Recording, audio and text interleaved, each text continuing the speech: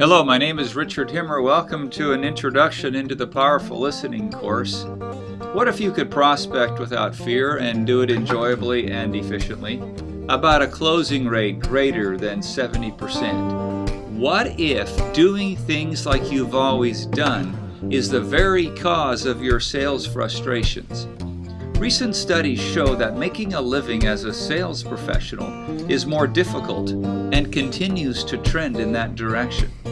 Logic dictates that doing the same thing over and over again is not a recipe for success. Therefore, do you prefer to try harder, or perhaps is trying different now something you will consider? Every sales manager in the world wants to know the answer to this question. Interestingly enough, in my research and experience, the answer is not as elusive as previously thought. It is more an issue of not wanting to give up the old system in favor of a different one. It appears that we work more and produce less today. This is more and more common. Sales professionals are required to have more knowledge and sell harder. At least that's what the experts are saying. The first one, more work, less production, is statistically sound. The second one is an assumption, and the third one is an assumption on an assumption. Let's address the issue from a corporate point of view. First of all, we know that there are fewer salespeople making quota. The sales cycle is longer, and conversion rates are trending down. There are two primary sources of motivation according to research. One remains money. The other is trust. Compensation will probably always be a motivating factor, but we've learned that it's not necessarily the primary factor. And it is also not something that coaching or training is going to influence. Trust, on the other hand, is. When trust is absent, sales professionals respond by creating their own methods and beliefs. Let's use TELUS out of Canada as a short case study. The sales environment there was poor. There was very little trust in the incentive program, and employees were spending many hours counting their sales and calculating their wages.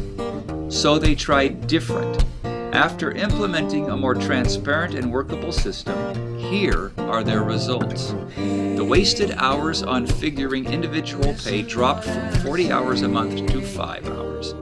The company recouped 17,730 hours of additional selling time in the first year alone and 52,500 in the second year.